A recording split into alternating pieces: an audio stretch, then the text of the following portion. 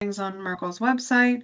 I do want to welcome everyone to our presentation today, the MRC Monthly Coordinator Training Webinar. So just a few quick reminders. One, this is being recorded, so it'll be available on Merkel's website under mrcillinois.org under the MRC Coordinator tab. It's also available on Merkel's YouTube page. It'll be there under the October MRC Coordinator webinar. So just a couple reminders for those in Illinois, and welcome to those of you that are outside of Illinois from Region 5. Thank you guys for attending today. So couple reminders. So one, the upcoming events survey was sent out. We're looking for events to help with the Illinois MRC recruitment video that are aimed at increasing brand awareness and recruitment throughout the state. That's due by 3 p.m. tomorrow. That's going to help us assist KMK go out and record live action shots. So number two, just a reminder, the Remarkable Training Workshops registration is up, live, and ready to go. Our Northern event is set for December 7th. Central event is set for February 8th, and Southern event is set for March 15th. Registration is live, and it is available on the MRC Strong page on Merkel's website. Number three, the local training opportunity survey. If you haven't already done so and you're interested in hosting one of those trainings locally, again, that's where Merkel is able to pay for that training at your location. They offer CPR, first aid, mental health first aid, search and rescue, and active threat, active shooter. They're paying up to $2,700 to bring that training to your unit there locally. So if you have any questions, please feel free to reach out. And then number four, just as a reminder, the Illinois MRC Strong Merkel Round 2 grant for $5,000 closes on October 31st. So if you haven't done so and you are interested in applying, you have a short amount of time left to submit that application. That is available online as well. The RFA, the application, and the budget template. And round 3 will be opening on November 1st. So, and if you did apply for round 3, or sorry, if you applied for round 1 or round 2, you are still you're still able to apply for round 3. So, and then last but not least, for those in Illinois, we will be posting some polls at the end of the webinar. So just to get some feedback on some things that are going on. And so I would appreciate some feedback on that just moving forward. So a lot of information in a short amount of time, but speaking of lots of information in a short amount of time, today I have the pleasure of introducing, I can talk, I promise. I have the pleasure of introducing Brooke Lawrence, who is the Executive Director of the Rhode Island Medical Reserve Corps. And they will, Brooke will be talking today about grant writing. The Rhode Island Disaster Medical Assistant Team's Medical Reserve Corps program is actually a state-based 501c3 nonprofit organization whose mission is to recruit, train, mobilize, manage, and equip a volunteer response corps to enhance state and local capabilities. And we truly do appreciate Brooke being with us today and being able to present. So Brooke, I will go ahead and turn it over to you. Thank you very much. I appreciate the opportunity to speak today and pass along some of our knowledge and our experience over the years. We're just going to get a little bit of IT stuff out of the way here, and I will share my screen. Bear with me 1 second.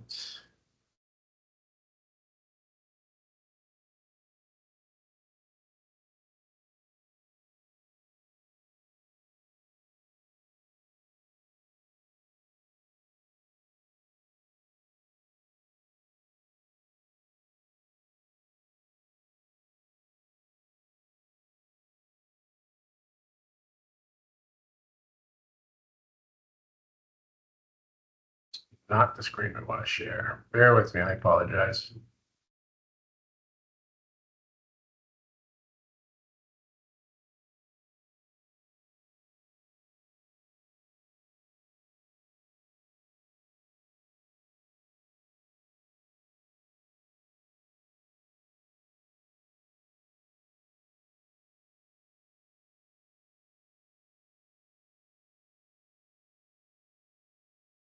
Okay.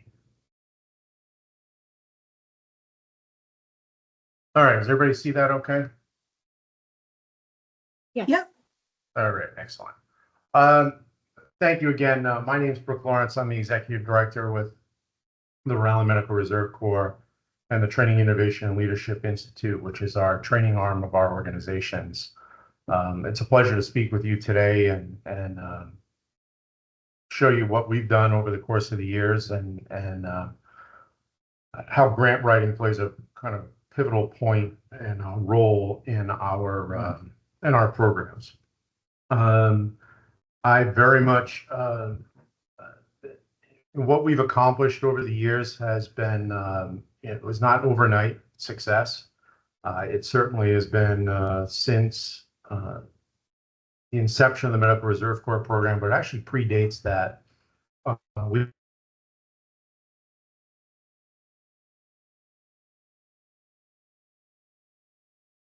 federal disaster medical assistance team programs with NDMS. Am I still with you guys? You broke up there, Brooke. Okay. I'm gonna I wonder drop if we my video. let I'm gonna yeah, drop let's my wait for video video. out. I think we got a little bandwidth trouble this morning. So, what we've accomplished has not happened overnight. We are a 501c3. Our in-state capability is born from the 9/11 attacks. And we recognize the need to build a robust capability within our organization, within our state. Our housing, our 501c3 is our housing agency, and our capabilities kind of vary from 2 people doing a standby to a portable 150-bed field hospital. We have a fleet of 35 plus vehicles for trucks and trailers and specialized equipment. During COVID, like a lot of units, we had a major bump in membership. We have just over 9,000 people in our database. Now that's not 9,000 active people, but on a yearly basis, we engage around 600 people in various activities. We operate 4 units, what we kind of call our big MRC, our veterinary team, a behavioral health unit, as well as a junior medical reserve corps to develop future leaders. We have also, as a result of COVID, we needed to increase two areas of our organization. One was training, and the second was to communicate differently with volunteers. And we sent over 3 million emails during COVID. Now, that's not necessarily 3 million individual emails, but when you have a database of 9,000 people, that it does grow pretty quickly. We had a very large COVID response. We vaccinated 86,000 people. We tested over 300,000. We backfilled emergency medical services. We backfilled nursing homes. We provided subject matter experts to the state emergency management agency for PPE, as well as subject matter experts for nursing facilities to help them get squared away with their response and managing hot and warm zones. So as a result, we wanted to build a new training center, and that's what we did with the Training Innovation and Leadership Institute, or otherwise known as TILI. So that is, in fact, TILI. It's a 10,000 square foot facility, and we built this using grant funds from many sources. So not just we're a strong award winner, but also various other sources of funding to be able to rehab this building and build the center that we've built. Our field hospital capability, like I mentioned, can go from a couple people doing a standby to 2-bed portable emergency departments and trailers to this is a jazz and folk festival that we do in Newport every year. But this is a large 150-bed, or we can build up to a 150-bed portable field hospital using these air inflatable shelters. And they kind of connect together like a tunnel system. Back to TILI, the the need for training space is important. So we have classroom space with a very big emphasis on the ability to do with technology. We do a lot of programming. In fact, we have the Lieutenant Governor here today hosting an EMAC meeting. We're actually downstairs doing that now, but that is a monthly meeting that they host. We're actually at the opportunity to host that meeting here at our facility this morning. We have a various number of classrooms. Here you see just more of a traditional classroom, plus our wet lab, where we invented a pressurized loop inside the wall, inside the wet lab, so we can actually make mannequins bleed for hemorrhage control training or whatever skills we want to do. We built a 270-degree immersion suite, which is one of a kind at this size. It's a 30 by 30 room. And in there, we can project any environment we go and record with one of our 8K 360-degree cameras. So we can completely make training and learning opportunities completely immersive. So that space, the walls are touch interactive.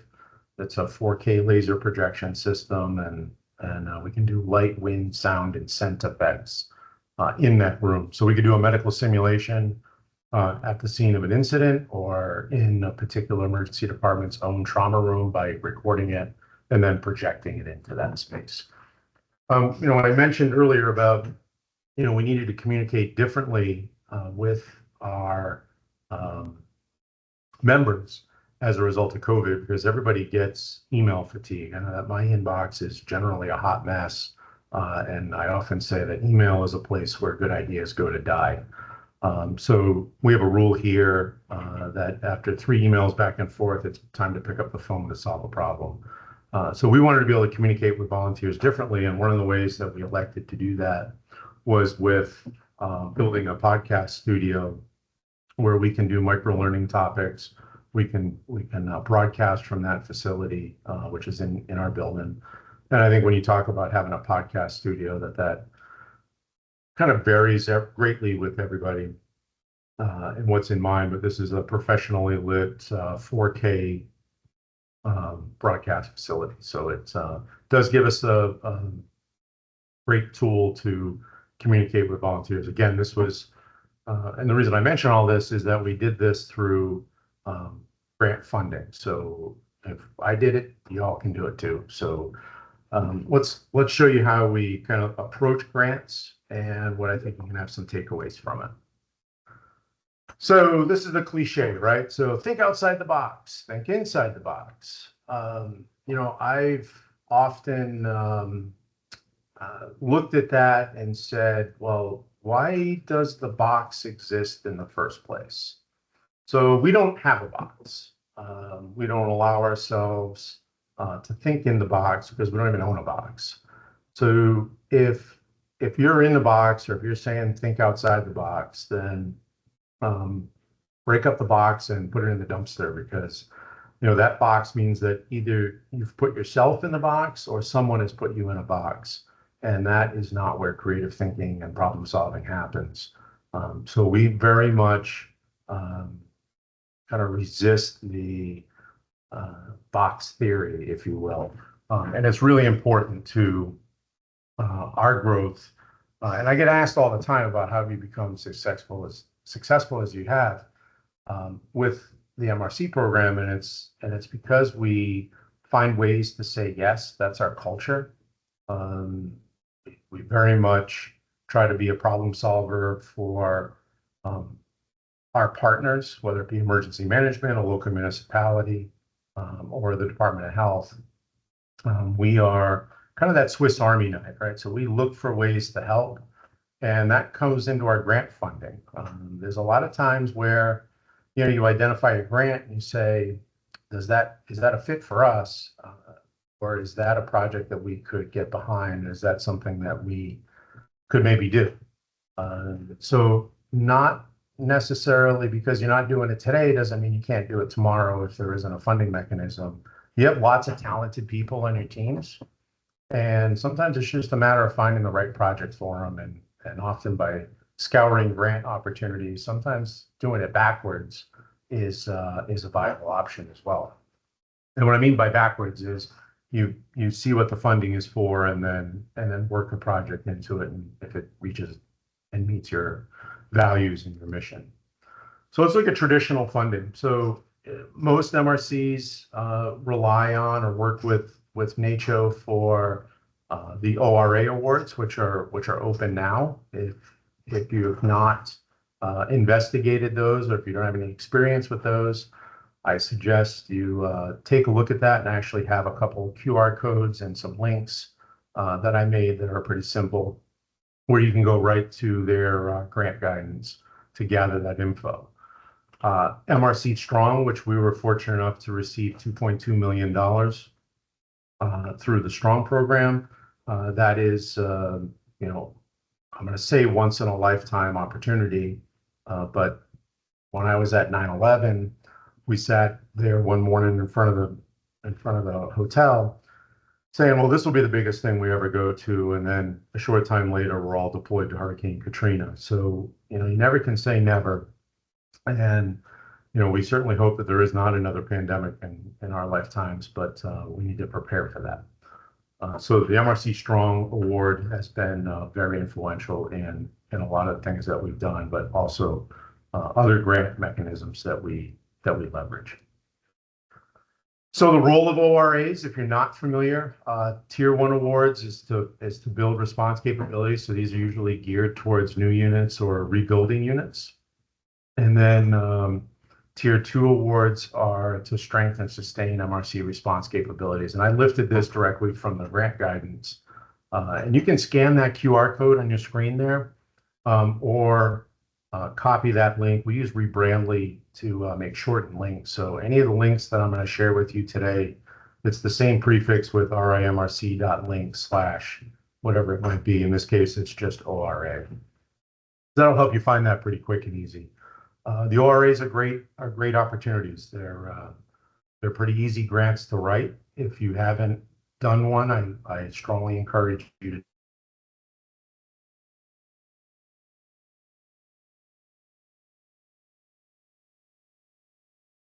Traditional kind of normal funding that MRCs see.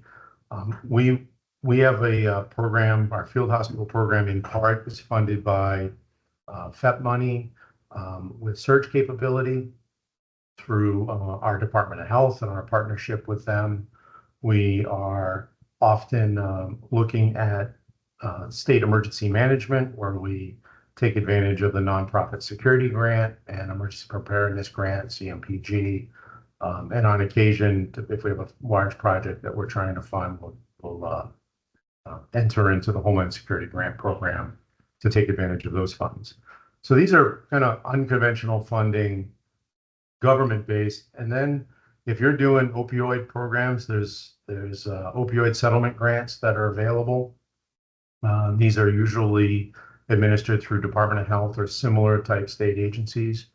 I would encourage you, if you have an interest in doing opioid training or naloxone distribution, that you look for those opioid settlement funds and take advantage of them.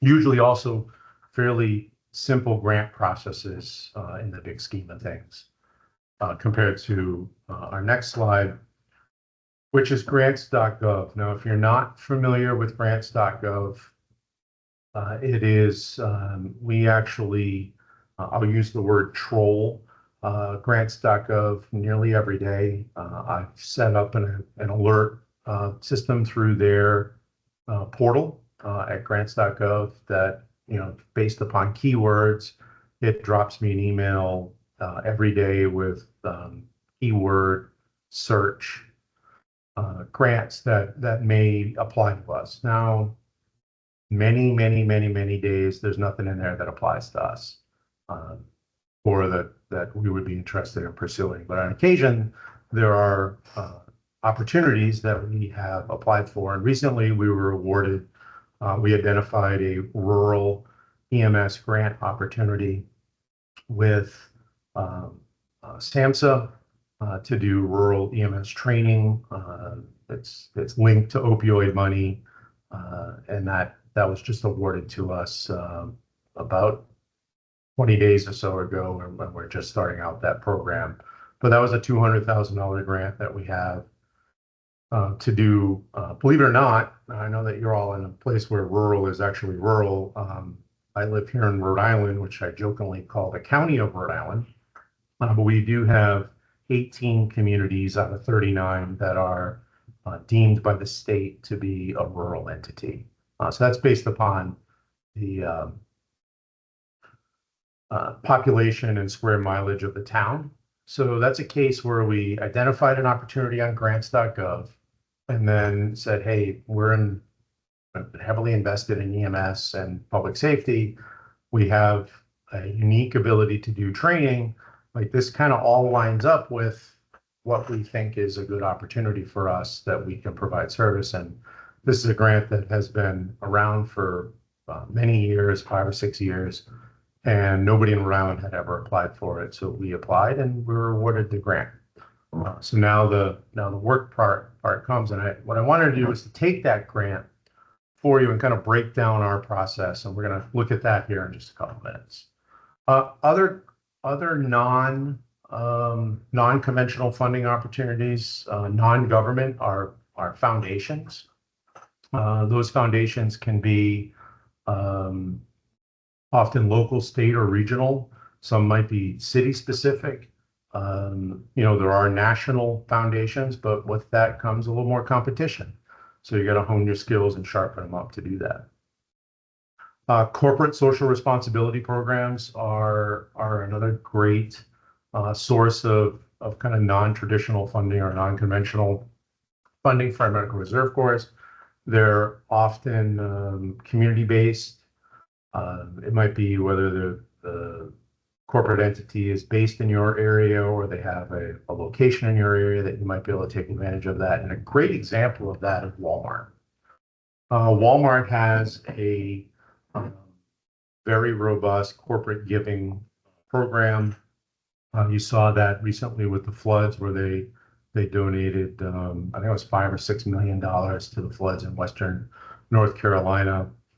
I think they partnered with Dolly Parton and others to bring funds. But so they only do their corporate foundation activities by invitation only. But what they do have is a really nice program called the Spark Good Local Grants, which are based out of each store. So if you have a couple stores in your catchment area, then that's 2 opportunities that you could submit really the same grant to. Those grants can range from $250 to $5,000. They're very easy to apply for, and they really do want to give the money away. I think when I was doing the research here, they gave away $45 million last year through this program. Right at the beginning of COVID, we actually applied to 6 or 7, maybe 8 Walmart stores in Rhode Island, and we were awarded 6 of them, and they ranged from $2,000 to $3,000 a piece. So that was a nice little award. They were kind of unrestricted funds, so it allowed us to do some things for our members to kind of get us out of the gate on our COVID response. So again, mrc.link/spark will take you right to that Good Spark program with the Walmart Corporation. So that's a great place for you if you really wanted to do something today. I would go to that link and fill out the forms and go after that type of opportunity. Now, we spend a lot of time tracking opportunities. If you don't have a tracking tool for your program for opportunities, then you should build one. This is one that we use in Excel. I'm actually in the process of moving this over to a CRM product called HubSpot. But this gives us, this is just a Microsoft Excel file. It's pretty easy to build. And it tracks the name of the grant, the link to the grant, any pertinent information, open and close dates, And then we'll actually grade those as to whether or not we want to, if we think it's a good fit. And we'll talk more about that here in just a second. So that's where our process starts is identifying. So either through grants.gov, we'll actually capture the grants.gov opportunities on this spreadsheet. It's part of my weekly staff meeting where we look at potential grant opportunities that are coming up in the next quarter. So having a process. So, everybody talks about grant writing. Well, it's a lot more than just writing. It really is a process. Our process has been refined over the years. You need to build a process. You need to review it. You need to improve on it. It's a living thing. It really does require you to keep looking at opportunities for funding, and it really does never end. We've built a very large organization here, which is great, but it does require to be fed with projects to keep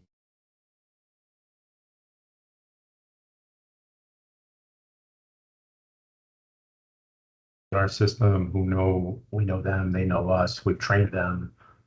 It really did make a difference during COVID that we had this kind of robust team that was out and able to do things.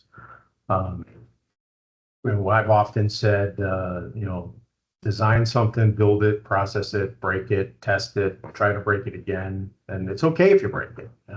We often, I know in emergency response and public health is often that thing, well, we don't want to embarrass us.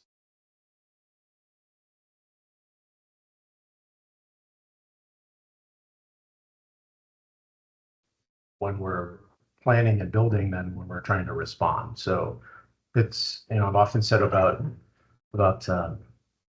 tabletop exercises is, pre-planning, pretending, and congratulating, right? And then somebody writes an after-action report and it goes on the shelf. Well, if you don't ever change, right? And I know change is a scary word and some people don't like change. Well, part of our success is that we really do like change.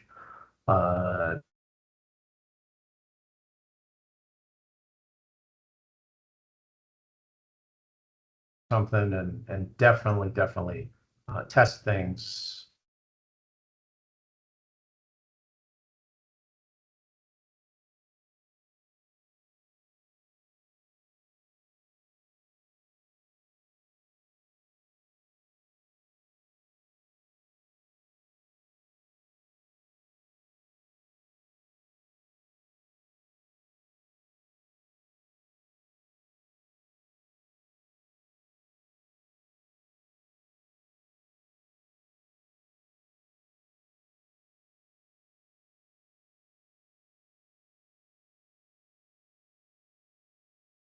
Hey, Brooke, we've lost your audio. It seems like we're still able to read what you're saying on the screen. Can you hear us?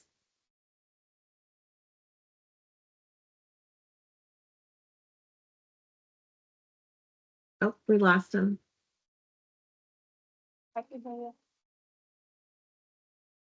Let's give him a minute to see if he can log back in.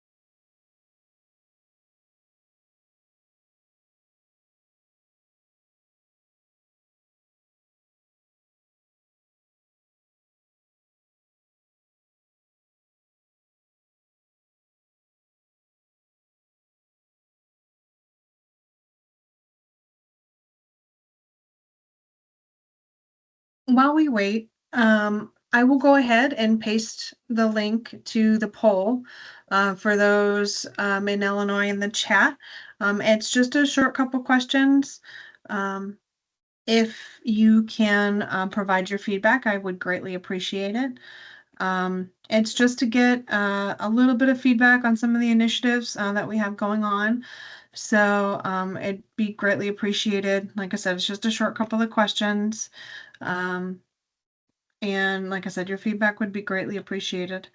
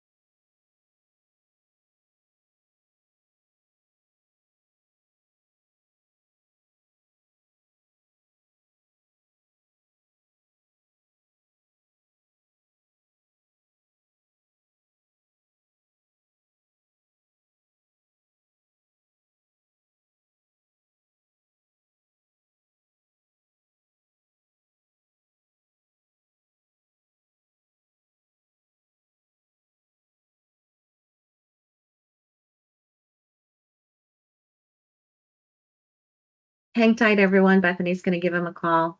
We're trying to reach him. Sorry about this. As you all know, there are technical difficulties. It always happens on a really good webinar.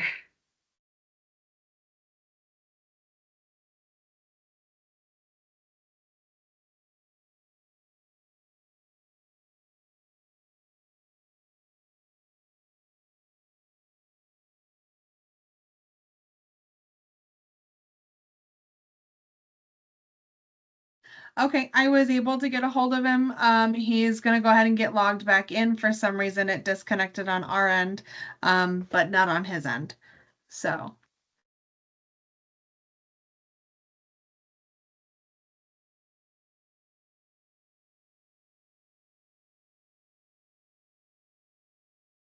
thank you guys so much for your patience. Gotta love technology when it works. Highly beneficial, sometimes frustrating.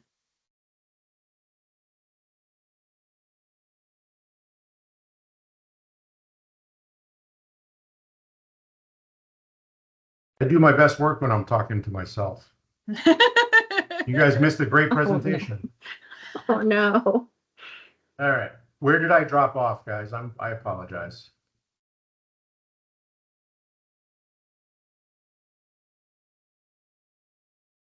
I think it was around slide 16, maybe.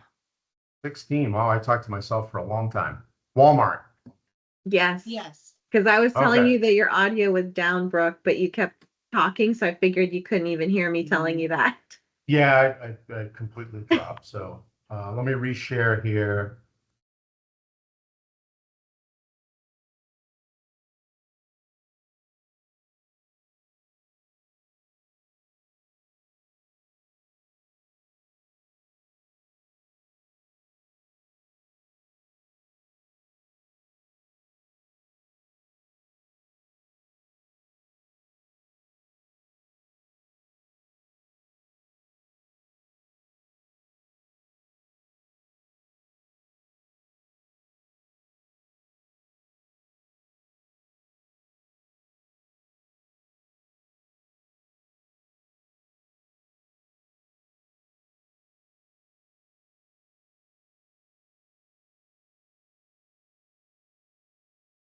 All right.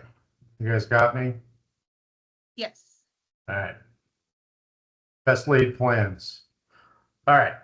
So Walmart, Walmart corporate is only by invitation only, but they have really good program called the Spark Good Local Grants, and that program really is a great low-hanging fruit opportunity for writing easy grants, and they can range from $250 to $5,000.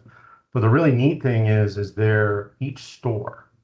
So if you have a couple Walmart stores in your area, you can take advantage of applying basically the same grant to multiple stores and have a couple different sources of revenue from that. During COVID, we actually applied, I think, to 8 or 9 different Walmarts, and we actually awarded 6 Good Spark grants from those stores, which range from $2,000 to $3,000 a piece during the beginning of COVID. So it really helped us get kicked off to the program. So it's an easy grant program. It's a good case study. If you're looking to do something today, that's a great place to start. And you can get more info. You can Google it, but rimrc.link/spark will take you right to their landing page where you can scan that QR code. If you have, you need to track grants, right? So we have in our system a simple spreadsheet, and that spreadsheet is just an Excel file, and we track grants, whether they be foundations that are unique to Rhode Island or the Rhode Island area. That might be national grants, but those grants are all kind of in our visibility, and it could be everything from firehouse subs to CVS Health to the local philanthropic foundation here in Rhode Island that we track. And we're tracking the grant, we're tracking the years, we're tracking any notes, we put in a hyperlink, and where we fit and where we feel that it's where it's a good fit for us. So it kind of comes down to a process, right? So everybody talks about grant writing. Grant writing is just one piece really towards the end. It kind of has to start with a process and starts from tracking and identifying and using tools like grants.gov.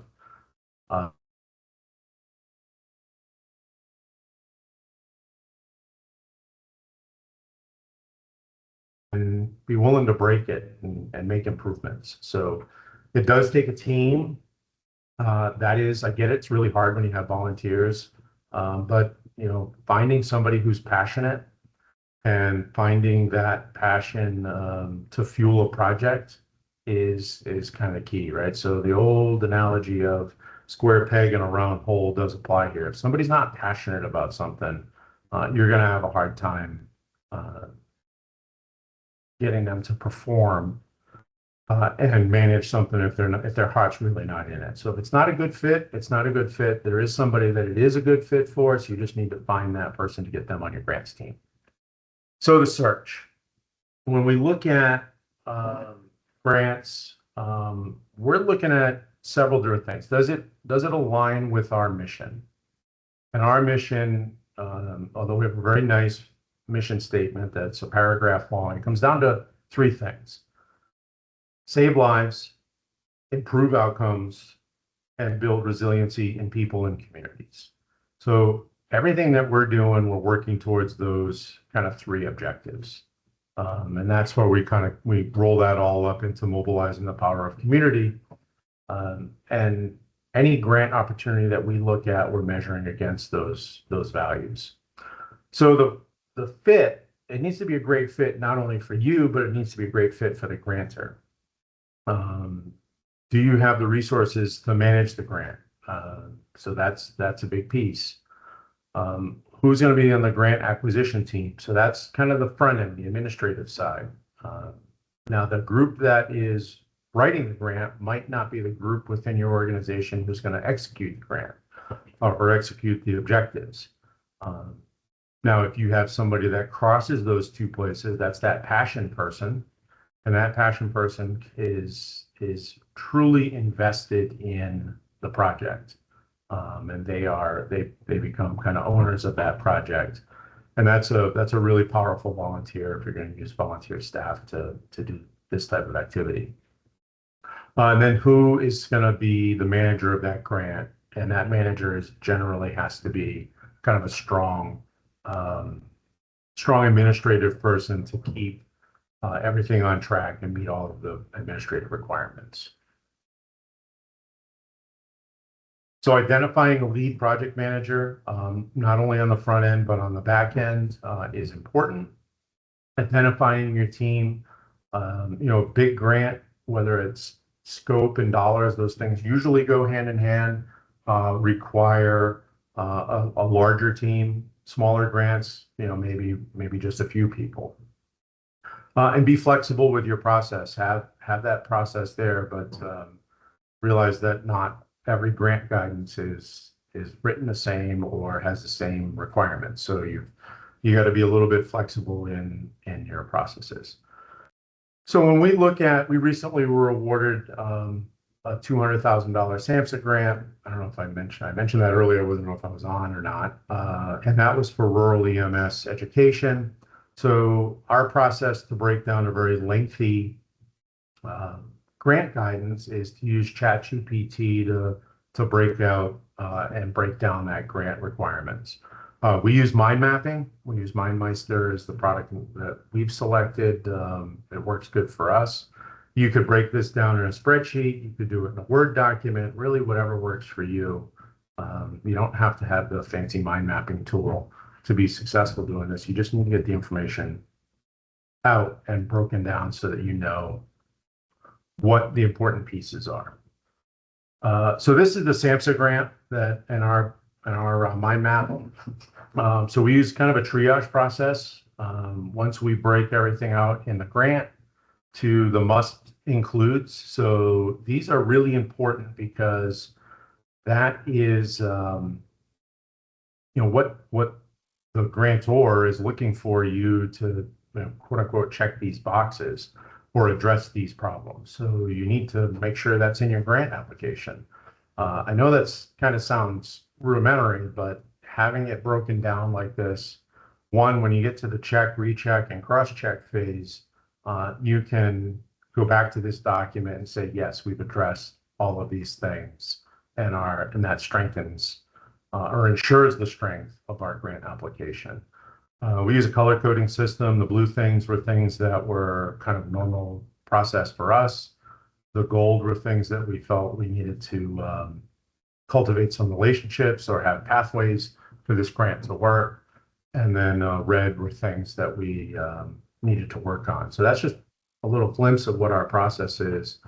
We do use ChatGPT. You can't solely rely on chat, but it is a really great spot to start working on breaking the grant down to these kind of manageable bites. On the back end, one of the things that we do is then take our grant application when we're successful, and I actually plug it back into ChatGPT and ask it to write an implementation plan for the grant. And it gives you a very strong foundation as to where to start. So again, this is a process. We talk about grant writing. The grant writing, we've done a whole lot of work so far, and we actually haven't written a word, right? So you can start with the grant writing process in addressing each of these. Often there's you need to write that compelling story as to how you'll tackle these needs or the must-dos. You need to be continuously checking and rechecking yourself. Understand the scoring system of the grant. You can actually even ask chat to help you kind of dissect that as well. It's really important that you're writing a story that's inclusive of their must-dos, but is looking at it from a unique perspective. You think about you're competing with the next application, so this is a really important piece to differentiating yourself from your competition. So we look at must-dos and then like-to-dos and then value adds where we think our expertise would bring this grant to another dimension. So what do funders look for?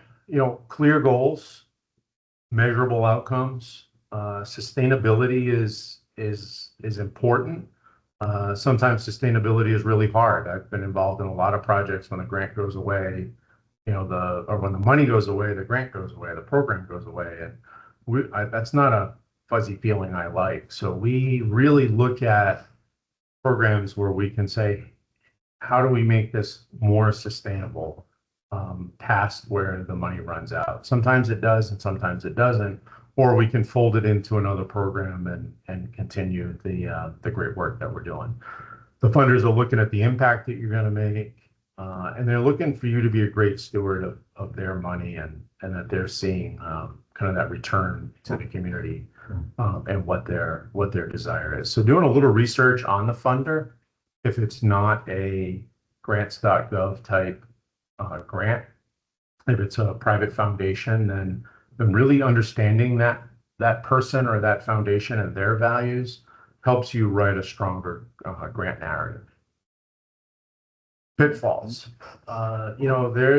There's a lot of pitfalls that you can fall into, pardon the pun, but a lack of alignment with the grant requirements. So if you're just wandering away from those must includes, that's why it's important we use that kind of check, cross-check, and recheck process. That's really important to making sure that we're on track. Weak budget justifications, that's the financial side of the grant, and that's to kind of strengthen the story that you're writing in the budget in the project narrative. Vague goals, not SMART goals, poor writing, too wordy. Most grants have either word count restrictions or page restrictions. Many grants will have font size restrictions and particular fonts that they want to see things in. So you need to follow all those rules. So really having a good workshop on that grant is important to getting yourself to be successful with the grant, because you can write all the best things in the world, but if you double spaced it and they wanted single spaced and you use the wrong font, you might not, your package might not even get read. And don't wait till the last minute. I didn't put this in the slides, but especially with grants.gov packages, there's a lot of other little things that you need to have. So do not wait until the last day to submit that grant. We generally try to do it a week before, not saying that we always meet that objective.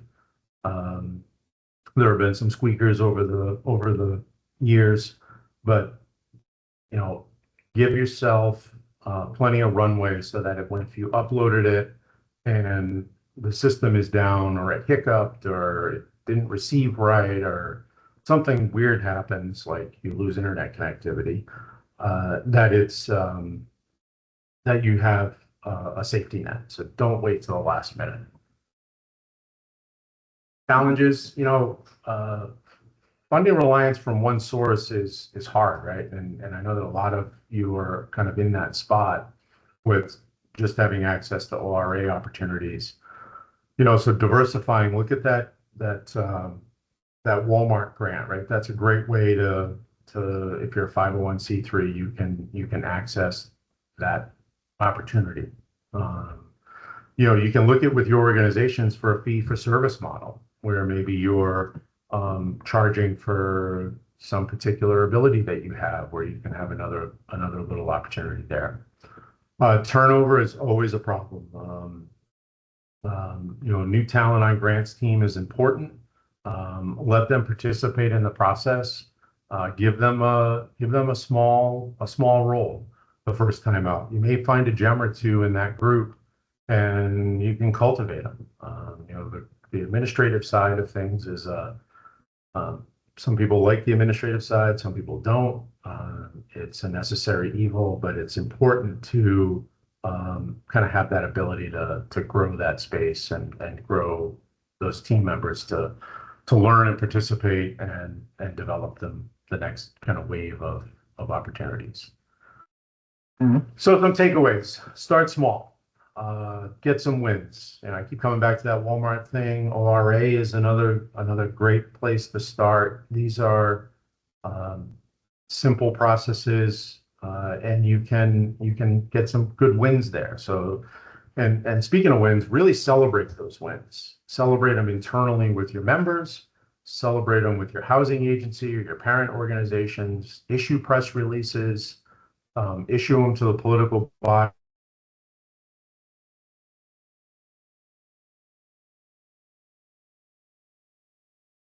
Group is the political body around you. Make sure they're aware. Make sure that they see that you bring value to your community and that you bring a contribution to the community to solve any problems that Medical Reserve Corps can do around the country. And then don't be discouraged. We recently applied for and we haven't officially been told no, but I'm feeling that's in that direction. We applied for an $800,000 Department of Justice grant for to build a regional de-escalation center for law enforcement officers, and we're probably not successful in that grant application because we haven't heard anything yet. But you know what? We wrote a really strong narrative. We leveraged our capabilities, and although that we didn't get the money, the second consolation is, hey, we have a plan. We have a grant narrative. We have a budget. We put a lot of work into that. And now it's time to just go to another funding source, review our budget, review our funding justification, make sure it's as solid as we felt it was, and then resubmit it to another source. You did the work. You have the documents, you have the project, you have the program. Maybe you can find somebody else to fund it. And that's where we're probably at with this regional de-escalation center. People are going to tell you no, and that's okay. Just don't internalize it. Don't take it personally. It's just an opportunity. And I thought that this quote by Henry Ford is, failure is simply the opportunity to begin again, this time more intelligently. Right, you learn something from that. So don't let it get you down. Don't be discouraged. Don't say we never win, because you have these documents now. You have all this hard work you put into it. Go find another benefactor that will maybe fund your project, and you'll be successful eventually. So I'll leave you with this. And I think it's poignant at this point for me to stop talking, but the best way to get started is to stop talking and start doing. And with that, here is my contact info. You can feel free to drop me an email or a text or give me a call. If you go to that link, you can actually schedule time on my calendar to do a video call one-on-one with me. I'm happy to help you or give you advice, however we can benefit one another.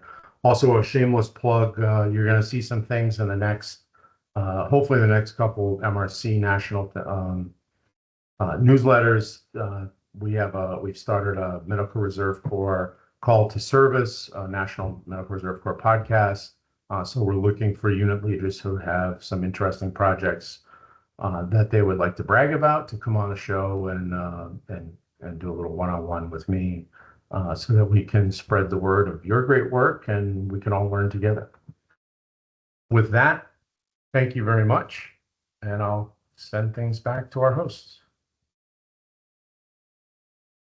Brooke, thank you so much for that fabulous presentation. And hey, flexibility is key in public health and preparedness in all of our realms. So technology is great when it works. So thank you guys so much for your flexibility today.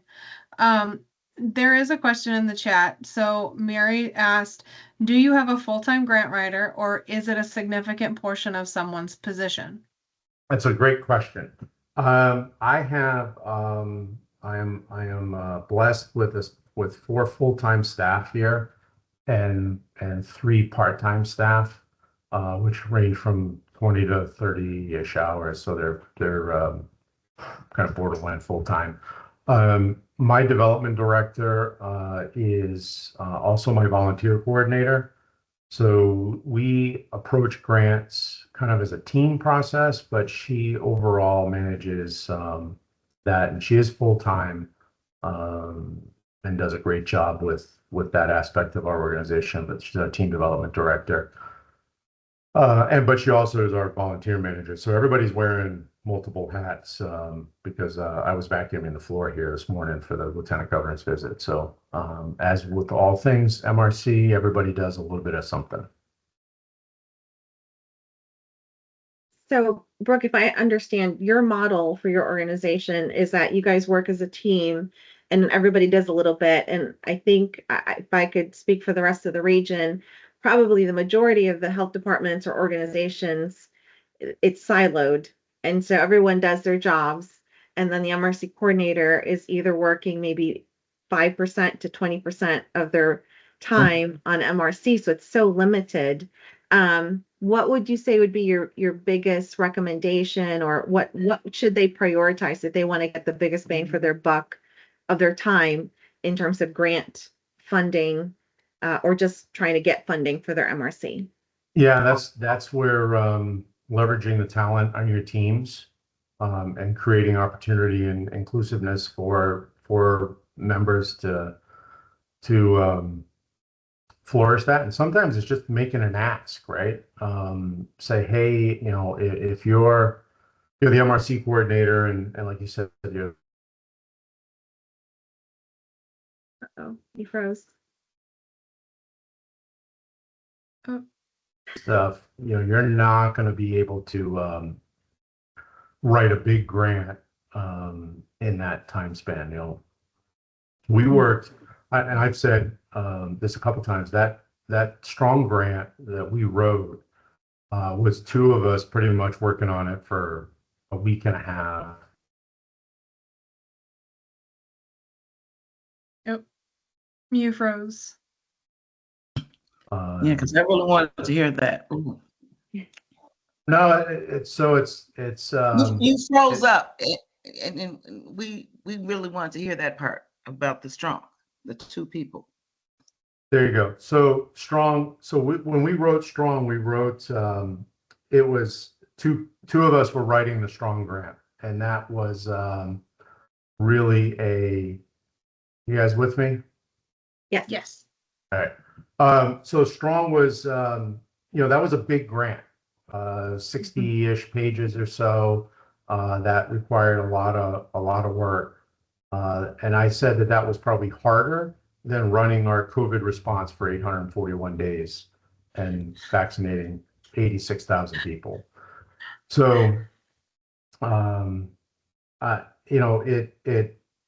it just took a matter of breaking things down and making it into manageable bites. It's the old analogy, right? How do you eat an elephant? One bite at a time. And with these grants, start with a small grant that is not technically complicated. The grants.gov stuff is technically complicated, but there's a process. It's very well mapped out. There's actually Grants 101. If you go to grants.gov/grants 101, I think it is, and it's in my presentation, and that'll get emailed out to y'all. That's there, and study and learn and read it. Awesome. Thank you so much, Brooke. I know we're at time, but just want to open it up. Anybody want to unmute themselves and ask a question?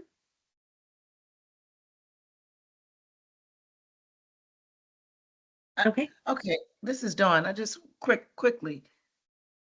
So your organization, which is Rhode Island Health Department, wrote for the Strong Award?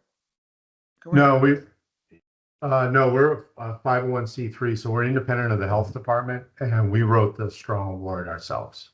And you wrote it for the whole state. I mean, for Rhode Island. We wrote it for REM. Yep. And so you're sharing it with the others, or is this the main hub? We have 4 medical reserve corps in Rhode Island. They're all under our housing agency. Okay, so kind of similar to us. Okay, very good. This is very good information. You did very well. Now, you said something about 9/11 and that you were around during that time? Yeah, I was on the federal Rhode Island 1 DMAT team at that point in my career, and deployed there, Hurricane Katrina and Hurricane Ike and a lot of other storms. But those were 3 major responses during my federal employment. Okay. Oh, only, the reason why, because you've been around, I guess, since the beginning of MRC, so that's good.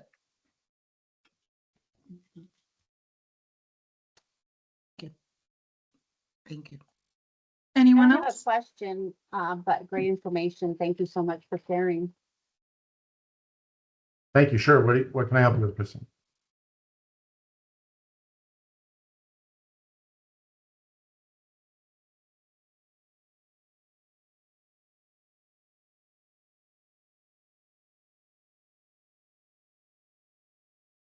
All right.